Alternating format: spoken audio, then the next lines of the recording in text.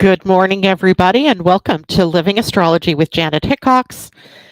It's time to grab your cup of coffee, your tea, sit back, and let's chat about what is happening in the stars above for this happy Friday. Friday, what is today? The 23rd of February. And hopefully, all of you are doing well this morning. I see a couple people checking in already, and I love that. And I got to tell you guys, after a 9-hour internet outage yesterday, that I'm almost fed up. I mean, I after a while in your life, you're like, is this even worth it anymore? I'm in the middle, literally in the middle of the webinar for the prenatal lunar eclipse and solar eclipse in your charts, which I have been excited for about 2 weeks to share, maybe even longer, to share with the people, with all of you. And in the middle of a sentence, literally, the internet goes out. And all of I thought I had hit a button because all of a sudden it tells me it's starting to download the recording. And I'm like, I didn't do that. I didn't do that. And then I realized I have no internet. And the funny thing about it, there's some funny, quirky things about the whole experience yesterday in this that I'd have to tell you about because it made me go, are these signs from the universe? So it started out yesterday morning, very early. I got up and I leave our bedroom window open at night just for some fresh air. Even when it's 20 degrees outside, I just like that fresh air. And when I started to close my window, I saw this white animal outside my window. And Terry was about ready to let the cat out. So I yelled to him to not let the cat out because I couldn't see what it was. I could just see this white animal. And when I yelled to Terry, the animal startled and it like ran a little bit beyond my window. And then I saw that it was a deer. And so then I went to the back door. So it ran around that way. So to the back of my house. And I turned on the light and there it was, this beautiful deer. Now, the deer wasn't specifically white, but just very light colored. And I could see it. So, but my impression was there's this white animal outside of my door or outside of my window. I don't know if it's a deer. I don't know if it's a dog. It's certainly not a cat because it was big. So I'm like, okay, that's a weird start to the day, right? A white animal. And then later, I didn't say anything to Terry about it being a white deer. I just said it's a deer. And later he went out to go put his stuff in the car to get ready to go to work. And he goes, "Did you know there's a white deer out here?" I'm like, "Yeah, that's what I saw out the bedroom window this morning." Weird, right? So, so weird. So then I'm thinking back to the the abrupt closing out of the webinar as I was talking about going with the flow. I mean, literally, those were about the last words out of my mouth. We have to learn to go with the flow and to reduce that, our stubborn tendencies to stay where we are. Boom. I even re-listened back this morning to the very last couple of seconds of what I was talking about. And what I had remembered saying was similar to that. So I was like, okay, go with the flow. How do we go with the flow of an internet outage that really literally takes me out of doing anything for the rest of the day? I have charts that I need to print up for tomorrow, meaning today. I have all these things to do, and now I can't do them. So what am I going to do? So, and by the way, when my internet goes out here, I don't even have cell phone service. I have a booster over here to boost my cell signal for me, but it's connected to the wireless. And when that is out, I have 1 bar maybe of cell service. So I went outside because I thought if I go outside, I might be able to text a few people and tell them because I might have more bars when I go out to my deck. So I'm standing there on the deck and I'm trying to text people, and a big bumblebee, I mean, literally the size of a quarter. I mean, all the way around size of a quarter comes zooming at me and whaps me right upside the head.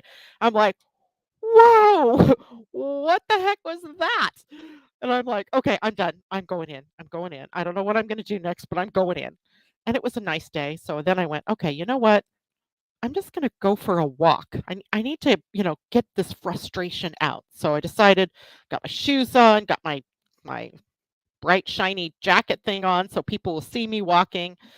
And I walk out the door, and literally some other cotton picking bug flies at me and smacks me right in the cheek. I'm like, oh, what are you trying to tell me? I'm thinking the universe is trying to tell me something, but I don't know what it is. I have no idea what the message is. I had Asa, who I could text, look up Bumblebee for me because it was very clearly a bumblebee that first hit me. And they're just now emerging because the weather's been kind of nice. So she looks it up and she texts it to me. And a lot of it sounded, like, okay, this could have some meaning. I don't know what kind of bug hit me in the face later. It was probably another bee or a fly. Who knows? I didn't get stung. I don't think bumblebees sting anyway. And I still don't know what the message is, right? I do not know. So last night I'm hallelujahing about 9 o'clock when my internet comes back on. And I finally get it all ready to go, but I'm tired. So I'm like, okay, in the morning I will print charts. Well, guess what? My printer will work, but the scan won't. So I can print people's charts, but I can't get them to them. Well, I mean, I could, I suppose. Oh, I just thought of an idea that I might be able to do. Um, Yeah, no, that won't work because I print them and then I write all over them and then I have to scan it so I can send it back. Anyway, it's just ridiculous, you guys. I am worn down. I don't know if your lives are going like this, where it's one crash course after another in life and being in the flow. I have no idea. I hope you guys aren't as freaking frustrated as I am over all of this stuff. But every time this makes me think, is the universe telling me I'm doing the wrong things? That's my questioning, right? Am I not meant to do webinars, right? It seems like every freaking time I'm getting ready to do a webinar or even come on air, my internet goes out. Or something happens with my camera, or something happens with my headset, or the printer. Ay, ay, ay. It leaves you going, what the heck? Right? What the heck? What is going on? And I'm big on signs. I'm a generator, and some of you out there are generators. You dance with that outer world. The outer world informs you of your next steps. So, what am I supposed to read into all of that? I do not know. I do not know. Because it's so frustrating, I know that it is something important, right? If I didn't care about it, it probably wouldn't even be worth mentioning here this morning. It was the preponderance of the signs, the white deer, or at least the perception of it being a white deer. I have no clue if it's really white because I didn't see it the second time once it got lighter outside. The internet disruption after being excited about presenting a webinar, the getting hit in the head with a bumblebee, then getting smacked in the face by some other bug. Oh, and get this. And then realizing as I'm on my walk, I'm out on the street about, maybe a quarter mile down from my house, and they have 5G down there. There's 5G cell service down there. I'm like, what? Do I go get my computer and sit down on the curbside? There's not even curbs. Sit down on the grass? No, it's not even grass. It's a channel of drainage channel. Oh my God. I just was like, okay, that is it. What? So the rest of the day, I just enjoyed myself. What else could I do, right? I just did whatever I could do. I was thankful that the electricity was on, right? So that I could see, so that I could cook dinner, so that I could, use lights and so forth. But I mean to tell you, you guys, I am like this close to just signing off. Not out of life, I mean, but signing off. Like, is doing this business not what I meant to be doing? I find that so hard to believe. I find it hard to believe because one, I enjoy what I do, with the exception of the days when it gets all blown up. And I believe that I help you guys. I believe that I'm doing my path of service. So why is it always blowing up? Please tell me. It just never works out the way that I want it to work out. And I'm okay with that. I'm okay because perhaps I was too attached. That's my prenatal solar or lunar eclipse. My lesson to learn is about detaching from outcomes. Okay.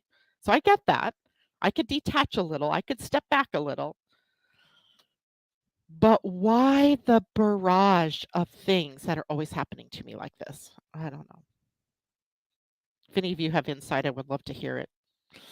But anyway, that is my frustration. It's actually kind of amusing when I looked back over the day and I'm thinking, who gets hit in the head by a bumblebee?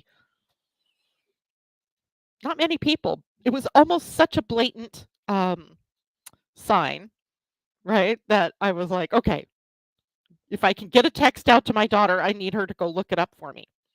And then there's no word, not one word from Wave Broadband about what happened. Like, don't we deserve an answer? Like, what? I texted somebody. I said, it's either the class solar flares or the Chinese, right? We blame everything on the Chinese. Why not this being blamed on the Chinese? And I'm just like, LOL. I do not know what is going on, and we still don't know. But it was a mass outage, right? It wasn't just me or just our island. It was a lot of anybody who had wave in Oregon, in Washington, got knocked out for whatever that was about.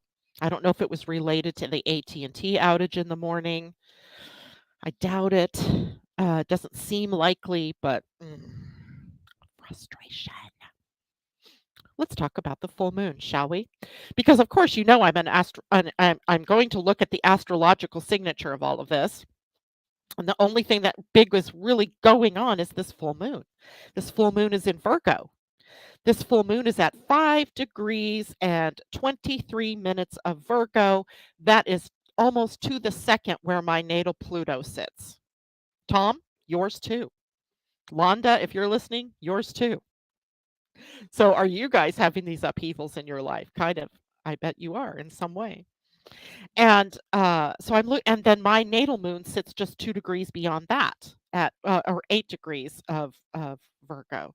So this full moon is sitting on top of a very powerful combo of planets in my own chart that really relates to transformation, emotional transformation. And I can tell you, there's a lot of emotion for me around all of this. I mean, as I'm walking, I'm thinking, I'm 62. I could just take my Social Security and say, "Screw working," and just do whatever I want whenever I want. I don't have to make this a business. Yeah, anyway, but that is all a part, I'm sure, of the astrology for me at the moment. And now I'm looking up at numbers and it says 222. Yesterday was 222, 222. Um, crazy, crazy, guys. So when we look at this full moon, though, there's a lot of really good information for us in it. Oh, we just have to dig a little. And really literally when we look at the chart, I'm going to see if this look at the chart. I mean, all of the planets. Well, I've got this sideways. Let's do it the right way. Wait, that's upside down. Holy moly, Janet. There we go. So you can see in the chart that almost all the planets are over on the one side with only the moon, the black moon Lilith, and the part of fortune holding the handle, if you will, of the umbrella. It reminds me of an umbrella. So it means that there's a lot of one-sidedness in this full moon. There's a lot of one-sidedness happening currently anyway. Um, Partly social cultural, right? That is up above that horizon line, and then personal that is down below that horizon line. And in the collective chart, this is the collective chart. Now, if I were to pull each one of your own charts, we're going to see the same pattern, but it's going to be maybe slanted a little bit in some ways, depending on how your chart is oriented from what is your rising sign. And that means that all of us, in some way, are experiencing this intensity, it seems like, with only one little planet out here, the moon in this case, holding the handle.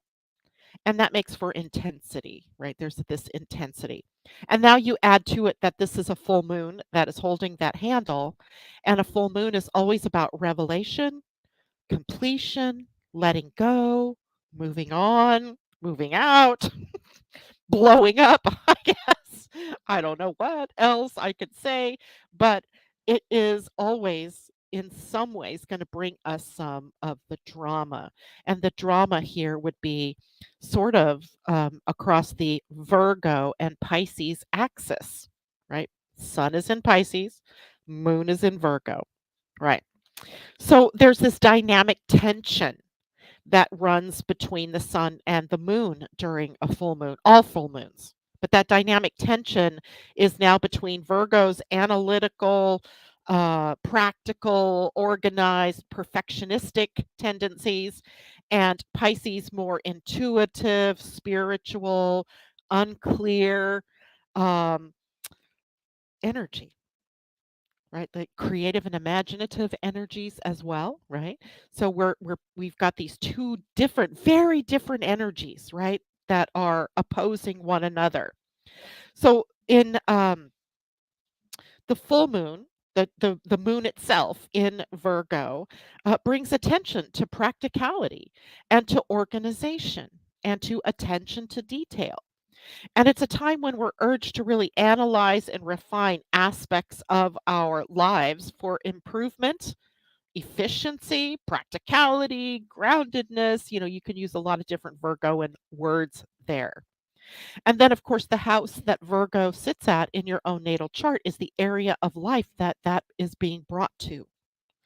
Okay, so in this chart here, Virgo sits on the seventh house. So I would expect that those Virgoan traits then are being applied to your agreements and contracts, to your relationships, both business and your, closer relationships, spouse, significant other. And if wherever it is in your chart, then you're bringing those Virgoan traits to that area of your life. All right. Now, this particular full moon also happens to sit across from Mercury, planet of communication, and Saturn, the planet of form and structure, with the sun right between them. So when you look at the chart, Mercury's at 2 degrees 11 minutes of Pisces, the sun is at 5 degrees 23 minutes of Pisces, and Saturn is at 9 degrees 15 minutes of Pisces. So even Mercury and Saturn in this are well within orb, and what we have then is the moon in an exact opposition to those three planets coming together.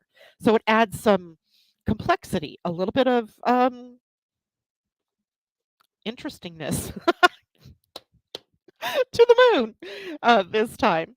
So when we look at Mercury in Pisces, of course, Mercury is the planet of communication, so and intellect, right? So your mind. And in the sign of Pisces, it's associated then with intuition, with empathy, with imagination. And Mercury in Pisces then tends to be more intuitive and less focused on details, more, let's see the bigger picture, preferring to communicate maybe through symbolism, through mythology, through poetry, through art. All right, so that's Mercury here. Saturn represents the structure and the discipline, the responsibilities that we have. And in Pisces, Saturn's influence is really manifesting for us as a need for boundaries and structure in our lives, in our spiritual and our imaginative pursuits, so our creative selves.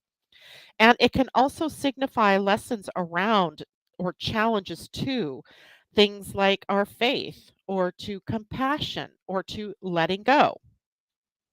So I'm just giving you these separate pieces. Now let's put them together, right? Let's put them together in the context of this full moon. So one thing that we could say then is we're being asked to balance practicality and intuition during this time because there's that tension between Virgo's desire for practicality and Pisces' inclination toward intuition, spiritual understanding.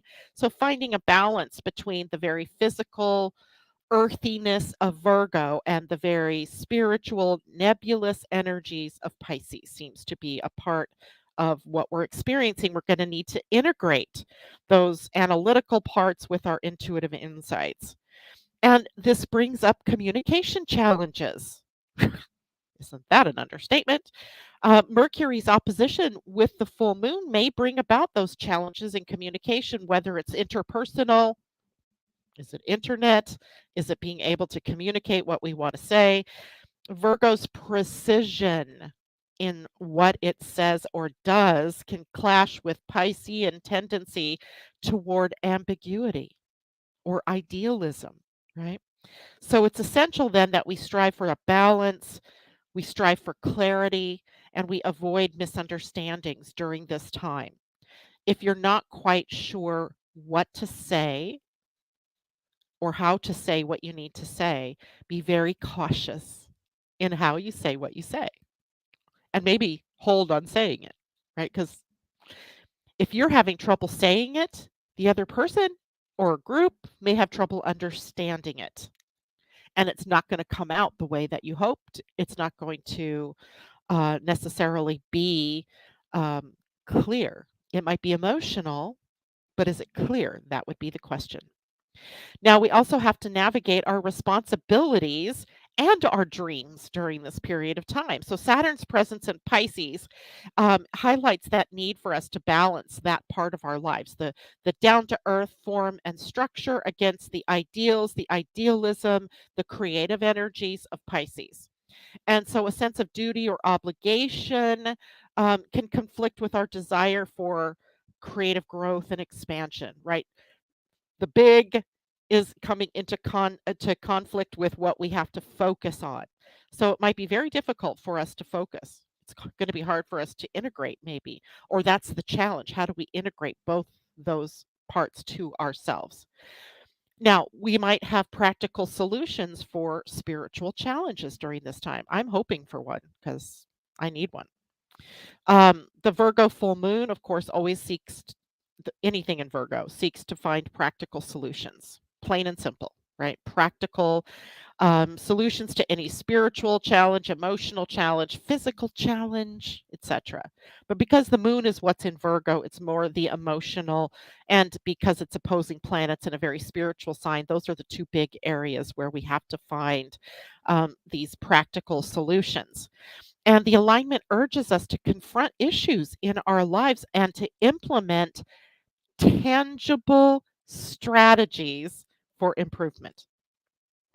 It's almost like, how I like to say, you have to do something, right? You might have all these wonderful ideas and things like that in your mind, but if you want to actually do something, you have to do something. You have to take steps in the physical world because we live on a 3D planet. You have to take the physical steps. So, is that what we have to do? We have to take tangible steps forward to improve or to make something better. Okay, that can be the confusing part. That's the part that confuses me right now. Like, what am I not doing that's practical? What am I doing that's so impractical that it blows up on me all the time? Good question, right? Now, we also have to have attention to detail during this time versus just the big picture thinking, because Virgo is the details and Pisces is the big picture.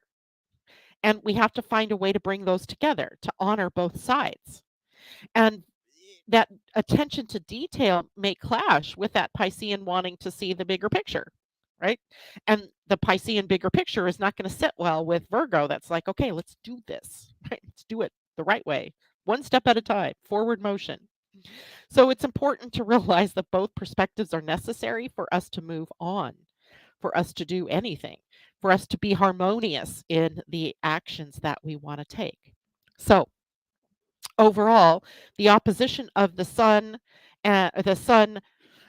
Mercury, Saturn to the moon is all about integrating, balancing our approach to life, in our approach to communication, in our approach to our responsibilities, our duties, right? The practical due diligence side, and our spiritual growth.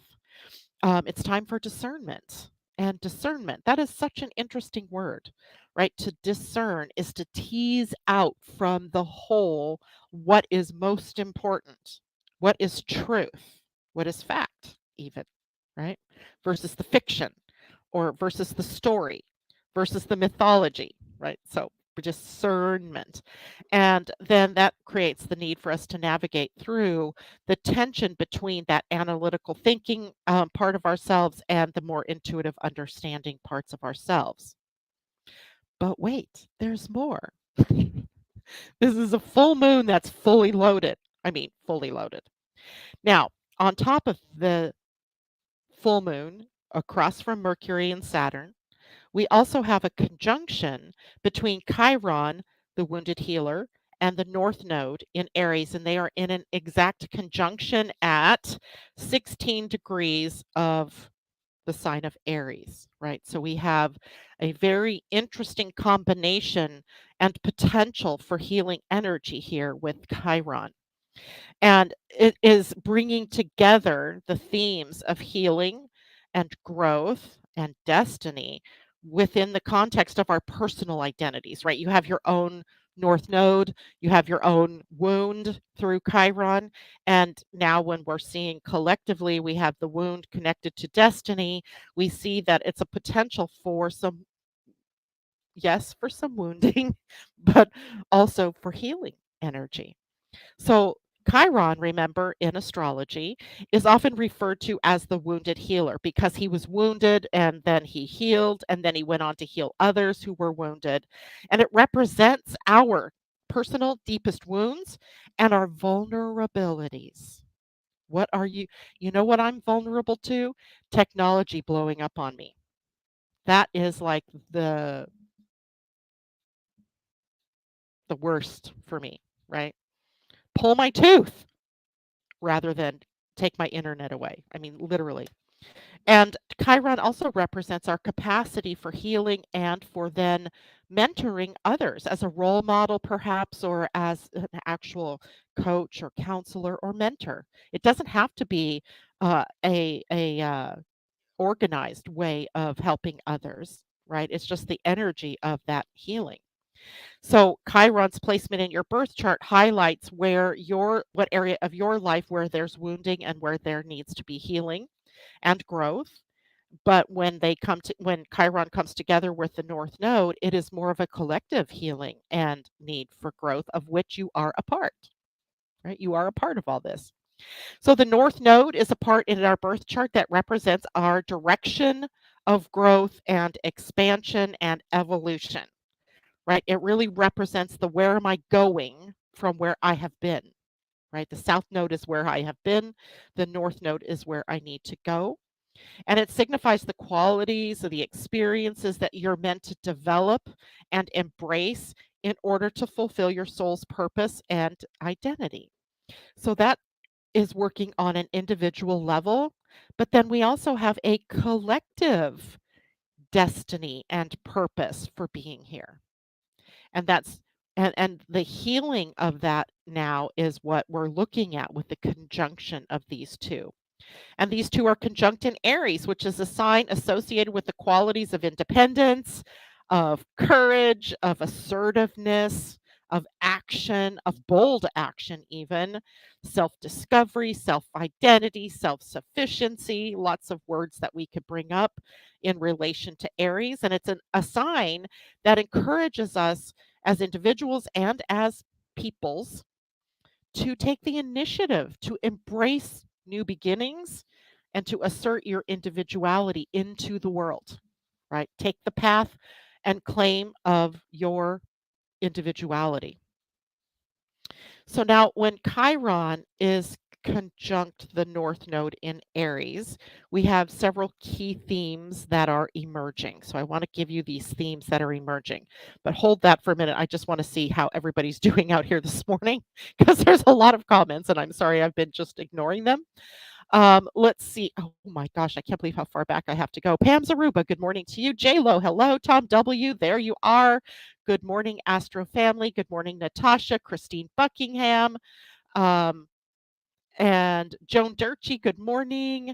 And Janet, your show went dark after, yeah, I know, 25 minutes into it. 25 minutes, literally, I just went out. Debbie Tibbetts Tumiel, good morning. Christine, AT&T, they went out across the country. Yeah, I don't know because they didn't tell us, and that is the most irresponsible thing about businesses. They don't tell you. I can handle it if, some big bomb went off in your office in New Jersey. I mean, come on. I just can't handle not knowing. Christine says, "You should have had a V8." Yes, I should have. Tom says, "Everybody sing. I'm picking up my baby bumblebee." Won't my mommy be so proud of me? Oh my lord, that's funny. Um, Lo says, "Oh, Janet, I have been feeling this for almost a month. The oddest things ever. Have you seen my message?" Oh, what message, Lo? You'll have to tell me where to look because I don't know that I've seen. I think there was a message I looked at, but I don't know what it is you're referring to. I think it's a sign, Christine says, that we need to strengthen our grid and infrastructure ASAP. Definitely. Terry Lee, no, your spirit is testing you to see if you could just let it roll off. Well, after so many instances of this happening, it becomes harder to let it roll off, right? Because then you're like, am I just beating my head up against a brick wall and doing the same things, expecting a new outcome, which is called insanity? I don't know, Terry. I'll have to think about that one. Natasha says, "Yes, I feel the bangs and bumps and my naysaying moments I take as a time to make sure I want to do my calling." Teddy Hickox, good morning to you. Debbie Tibbet says, "I had a hawk swooping in my yard 2 weeks ago, over and over." Awesome. Messenger. Debbie, I think you're doing what you're supposed to be doing. I think so too, but then why is it so difficult? Asa, good morning to you. Thank you yesterday for being there to help me. Teresa, for myself, stop, breathe, focus, gratitude, love, light, joy, higher frequencies bring answers. Got to get you out of that wave that tumbles you. Indeed. There's just no other choice. Isn't that the other thing that really irks us when there aren't many choices for cable companies or for internet companies, and there just aren't, right? Sarah Schwannard, good morning. Thank you very much. Terry, a time of fertility and strong sexuality, indeed, as the Sun and Earth are in the gate 55, which is the gate of abundance, and that whole idea of fertility, enoughness, and the Earth is in the gate of sexuality, which is it's just so interesting, which is also related to fertility and productivity, and it's pretty profound actually when you think of the energies like that. Christine, thank you very much. Terry, you can always message me to look it up. Yeah, Asa looked up Bumblebee for me. I do not know what hit me in the face later, some other bug flying blind. Okay, and any other questions here? Um, Pisces, Sun, and Mercury in the natal. That makes sense. Awesome. Patty, say hi. Hi to you. All right, so let's go on, okay? If anybody else has questions about what we've been talking about, feel free to put those down there. I will go back to the chat. So, what I want to talk about now is what happens when Chiron conjuncts the North Node. And remember, this is happening on the same day as a full moon, which, by the way, happens tomorrow. Tomorrow morning, 7:30 a.m. in Washington, D.C. That is East Coast time, 4:30 a.m. for those of us here on the West Coast. And if you happen to be listening to me from the Universal Time Zone, that would be at 12:30 in the afternoon for you all. So, all happening on the same day, February 24th. So, Chiron conjunct the North Node in Aries can mean that we're healing through a process of self discovery. The aspect kind of suggests that part of our soul's journey right now and the evolutionary path that we're on right now involves healing through self discovery and self assertion, putting yourself out there after you discover what it is you're here to do and who it is you're here to be. We may encounter wounds, though, along the way related to our sense of identity, our confidence, our independence, our ability to be bold, all of that.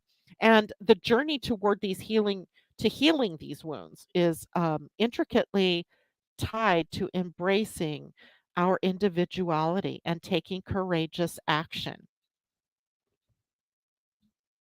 Taking courageous action. Think about that for a minute. We also need to embrace our vulnerability. We're all, I think, afraid to be vulnerable, right? There are parts of us that we hold back, where we tell the lie of omission, right? We don't tell people exactly what is happening or what it is that we're feeling, right? We hold back because we're afraid to be vulnerable. So Chiron's presence here highlights our vulnerability and our woundedness, and particularly in the context of asserting ourselves out into the world, right? So there's this hidden wound here. And that wound might be then impacting our ability to pursue our goals and our dreams, to follow a vision. So, this aspect, though, also suggests that we're embracing vulnerability and healing the wound. And it's an essential part of the healing process to go through this. We're also being asked to step into leadership. Now, I don't mean that all of us are going to be the master and commander of some organization or of some, club, but being the master and commander of your own life, of your own destiny. And the Aries energy is very bold. This is assertive energy with Chiron in a conjunction to the North Node in this sign. The emphasis is for us to step into our leadership roles in our individual lives, despite any past wounds or insecurities that we have been feeling or that we have experienced. And in a way, Aries energy as the first sign of the zodiac is always going to be about forging a new path forward, right? Moving into new territory. It's a sign associated with new beginnings and pioneering, or the pioneering spirit. So with Chiron conjunct the North Node, we're all pioneers, but we're pioneering in ways that are unique and special to us as individuals. But this is also collective energy. So, what's the pioneering spirit in how we are coming together at this part of our evolutionary path together? It's partially that our destiny here involves forging new paths and exploring uncharted territory.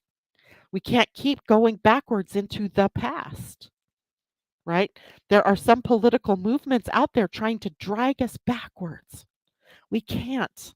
We can't go back. It's never like you think it's going to be. We have to be moving forward. We have to be willing to, with courage, with resilience, to face what is in front of us. And we have to be willing to confront the challenges head on, right? Head on, not hiding, not using cancer tactics, which would be kind of like sidewinding into that. We have to hit it head on, right? Question everything. And along the way, when Chiron and the North Node, they suggest to us that we are also empowering others as we move on in our journey, right? It's not just you doing you for you. You doing you for you also shows others that it's possible for them to do them. It's really kind of key that, this is happening in a sort of social, cultural way so that we can see how we can move forward.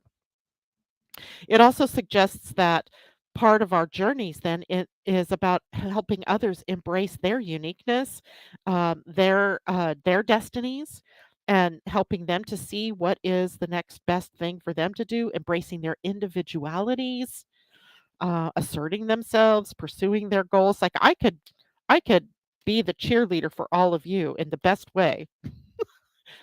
I could see through everything that you would need to do. I could direct you, I could guide you, lead you. It's my own need that is the problem, right? And I think that happens to a lot of us, right?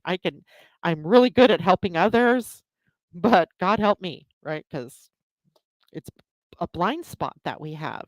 And only by actually embracing that and pushing forward can we actually see what it is that we all need to do as individuals. We have to use determination, courage, fortitude, to, shall I say determination again because it just wanted to come out again. So overall, the Chiron and North Node conjunction speaks to a powerful journey of our healing and self discovery and empowerment and invites us to embrace our weaknesses, right? Our path forward, our individuality and take courageous action forward, especially as we're navigating our path towards evolution, growth, fulfillment, that type of thing. But wait, there's more. I feel like a car commercial. But wait, there's more. The aspect of Chiron and the North Node in a conjunction are also in an exact inconjunct, which is a quincunx, which is difficult, to the Black Moon Lilith in Virgo. I mean, they're all three at 16 something degrees, right? So they're, and the inconjunct is most powerful within 1 degree. Well, the inconjunct here is within less than a degree. So this is very highly activated at this time, right? During this full moon. So it's a complex dynamic that gets created involving themes of healing from Chiron, destiny from the North Node, and integration, which would be what the Black Moon Lilith is kind of requiring of us in Virgo. So we've already talked about Chiron conjunct the North Node, emphasizing healing and growth and moving on to our destiny, embracing our uniqueness, but also our individuality, taking courageous action, all of that, right? Now the Black Moon in the Black Moon Lilith in Virgo. So remember, the Black Moon represents a point in the moon's orbit when it's furthest away from Earth. So it's not a body so much as it is a sensitive point. And it's associated with the darker, more hidden aspects of the divine feminine, including themes like our primal instincts for survival, our sexuality, independence, repressed emotions, right? That's what the Black Moon Lilith is, the shadows, the fears, the blocks and restrictions, the patterns that are holding us to some stereotypical role in the world. And in Virgo, these energies are being filtered through the lenses of perfectionism, analysis, and service oriented tendencies. So we have, reasons why we're doing what we're doing in the world that might be related to shadows or underlying motivations that maybe we don't have access to on the surface. So now, when Chiron conjunct the North Node, in conjuncts the Black Moon Lilith, we have a very challenging aspect kind of hidden in the pattern here that requires us to integrate something new and to make adjustments in our lives, to adjust our focus, to adjust the work that we do.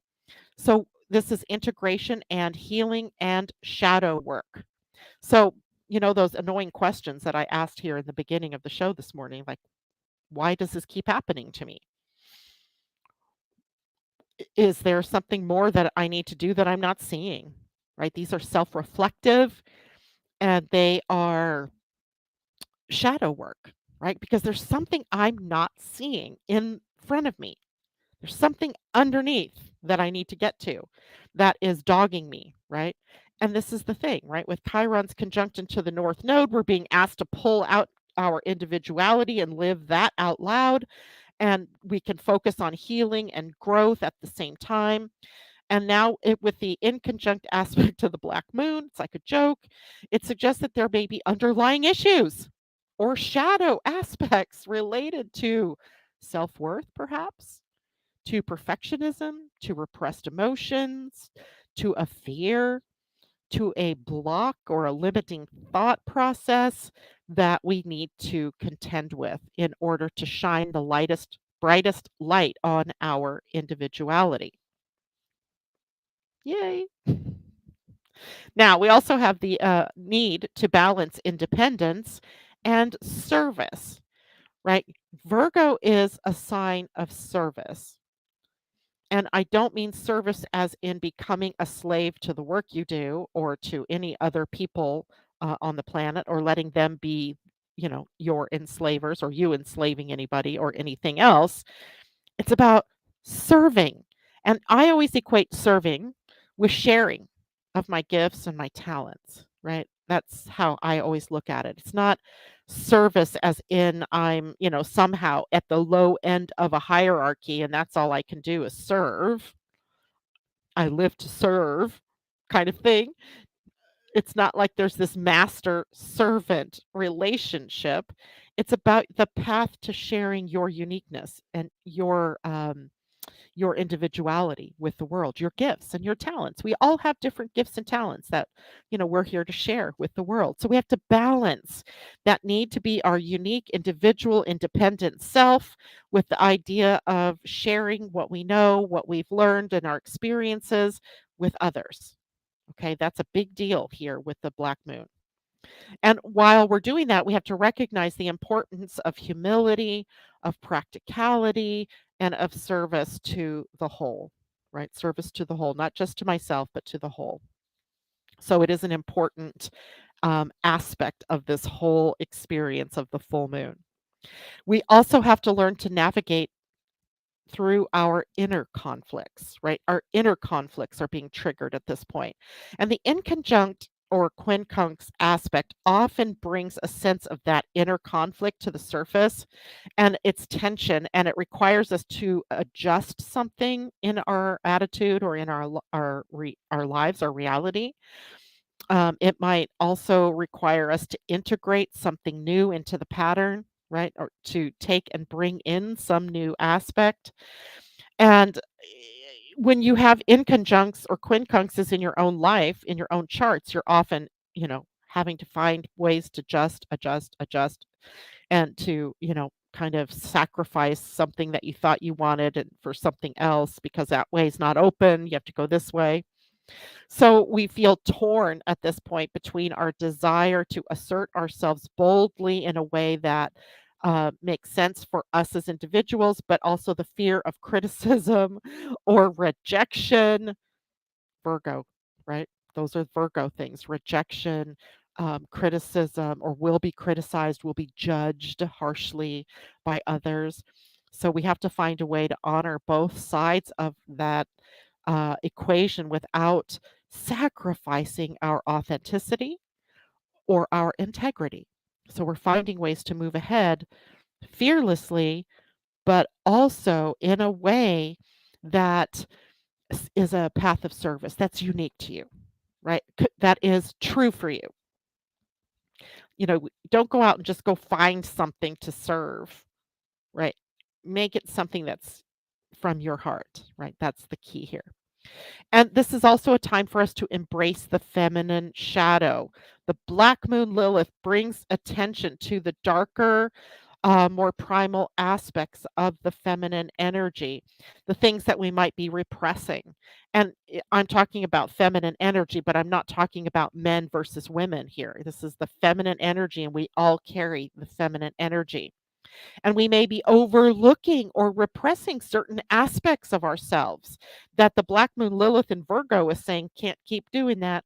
Got to do something different. Got to bring something new out because it's a healing journey that the black moon Lilith engages us with, as well as Chiron conjunct the North Node.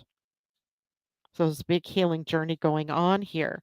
And that means embracing our sexuality, our intuition, our emotional depth, and also maintaining a level of discernment in our lives so we're doing the right things for us. We're understanding when it is that somebody's trying to run an end game on us. Um, and we're using practicality as a way to stay grounded through this period of time. So overall, the inconjunct aspect of Black Moon Lilith to Chiron and the North Node is highlighting the need for us to integrate, to adjust, to balance between assertiveness and humility, between independence and service, between healing and shadow work, right? It is a it is a big, quiet, maybe not so quiet, but it's a big thing happening in beneath this full moon, right? It's almost like the timing is just eloquent. And this is also a dynamic aspect that is inviting us to go on that journey, to confront the inner conflicts, to confront and embrace all the aspects of yourself that maybe you've diminished or that you've put on the shelf or that you've maybe not even seen yet because it's back out here and you just don't see it.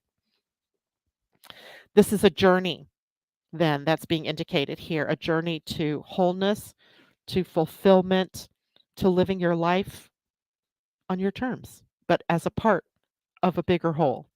I hope all that makes sense. I know that was a lot. As I was breaking this down this morning, I'm thinking, hopefully I don't lose people along the way. So let me know, did I lose you along the way? Black moon matters. Yes, it does. The black moon matters.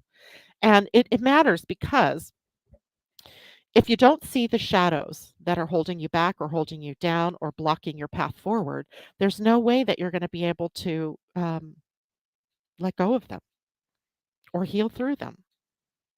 You have to recognize it first, right? And that's, I think, as related to what I was saying earlier in the broadcast, that is my frustration.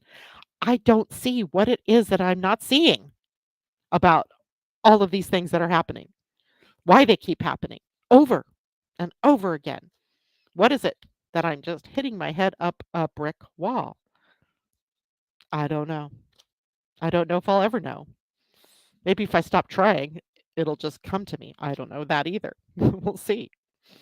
Okay, one last thing of a human design interest is that the full moon itself will be happening at the gate 59 in human design, which again is that place of vulnerability. It is that place of sexuality, of productivity, of protection, of sharing. It's a very sharing energy that the moon will be sitting at, sharing your gifts and your talents, your knowledge, your wisdom, your insights, your fill in the blank, right? Your resources in some way. And that is a very masculine energy. The gate 59 is literally the most masculine energy of the human design chart.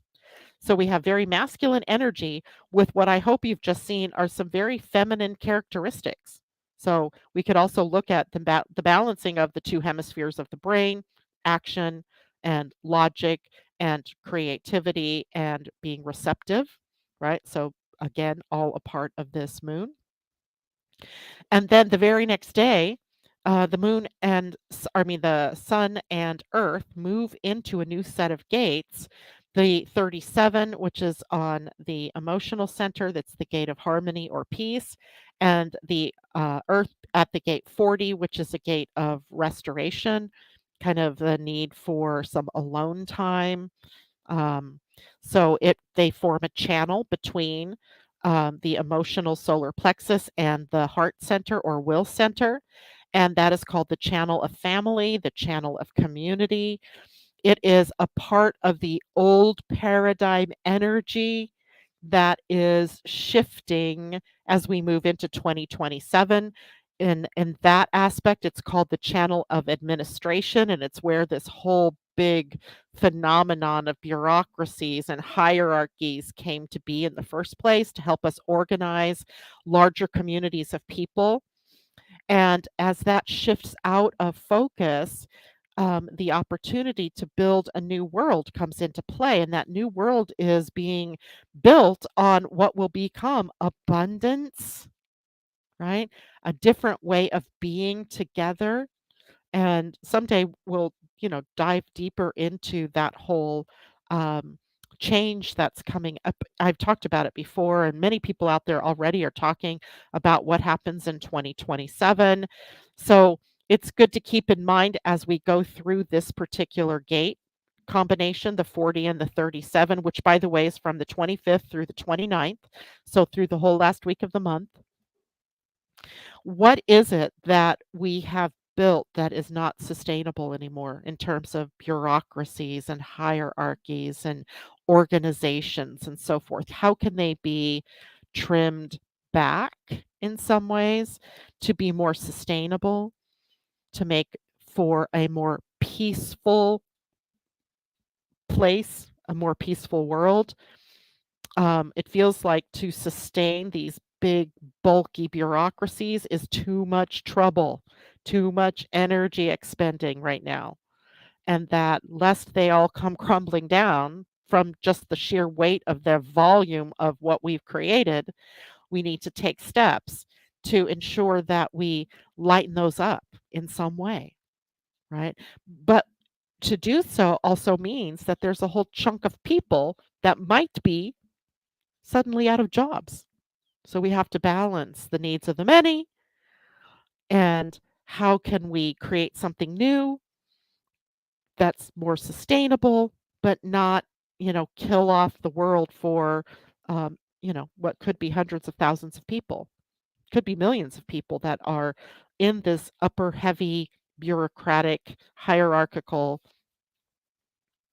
organization. I don't know how we get through it, but we will. We don't have much choice. Okay, so let me go back here. Questions. I don't see. Maybe a move to a new place is meant for you.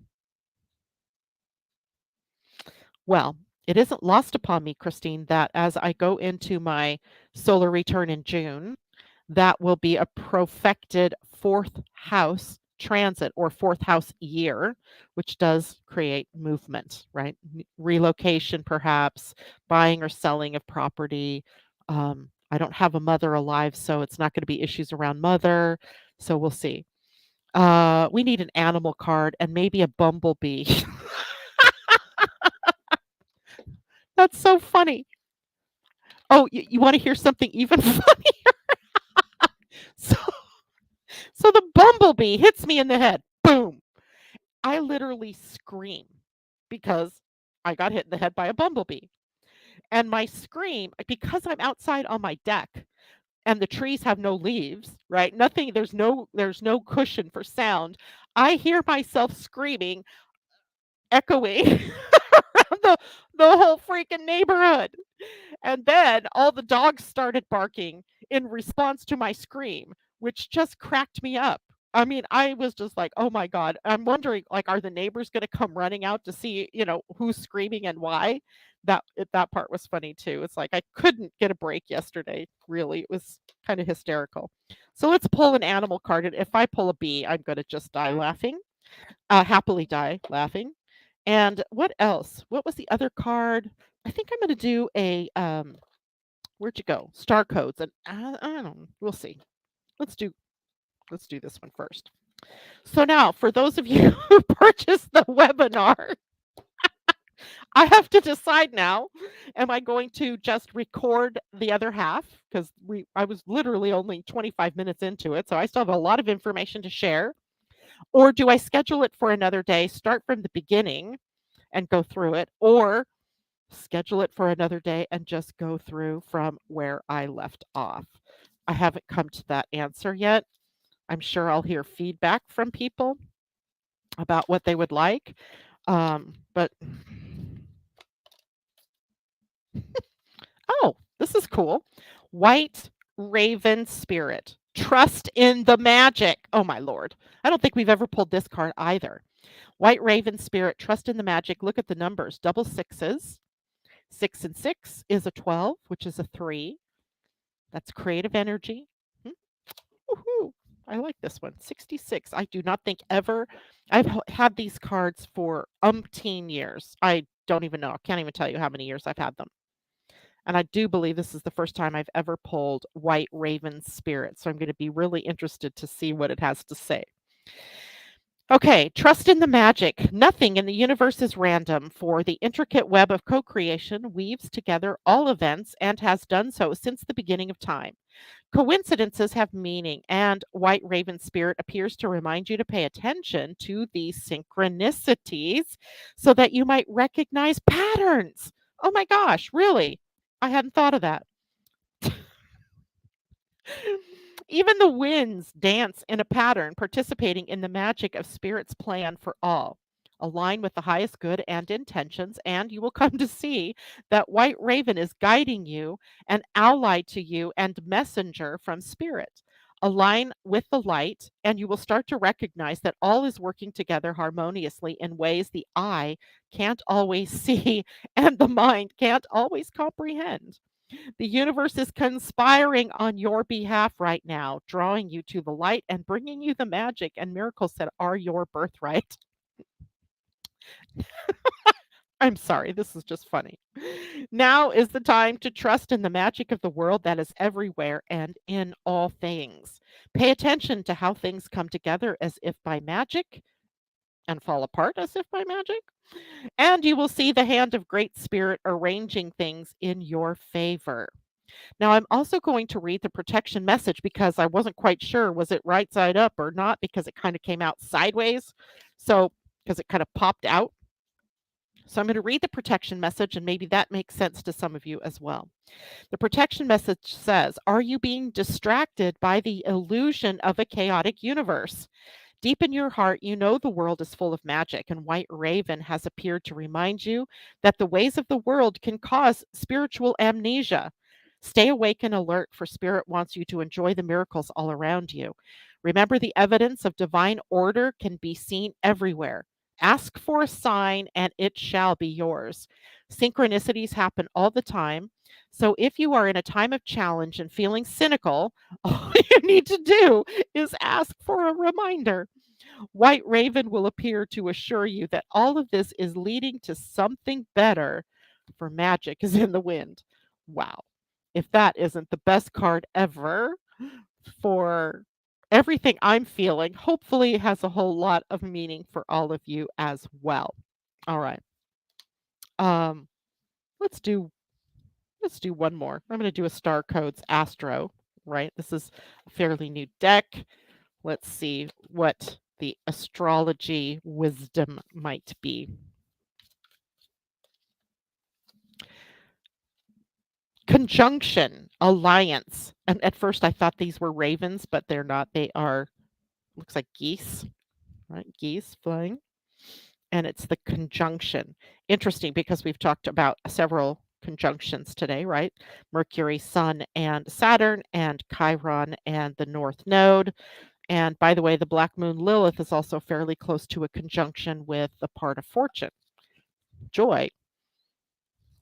Hmm. This is card number 51, which is also a 6. That's interesting too. So the conjunction is called alliance. And it says anytime two celestial bodies conjunct, meaning they dance close together, they first work together and blend meaning and purpose, then begin a new cycle of their relationship. The sun and moon conjunct at the new moon, but because the sun is overpoweringly huge, it has special rules. Planets are so tiny compared to the sun that when they are close, within 8 degrees of the sun, they seem to disappear or combust. That's a term we use in astrology a lot. And they lose individual power. But when planets exactly conjunct the sun, their strength merges and grows within the heart of the sun. That's what's happening with Mercury on one side and Saturn on the other side of the sun. Um, the conjunction tells us we are stronger when we work together, as long as we don't disappear into another's flame. Action. Co conspire. Find people and allies who support your ideas, as this is not a situation in which to go it alone. Bring in someone with an extra skill to offer your project. Find the best friend to discuss your concerns with or spark off new partnership. Watch the energy build as you bounce ideas off another person. Just take care of your own energy fields and ideas in the process.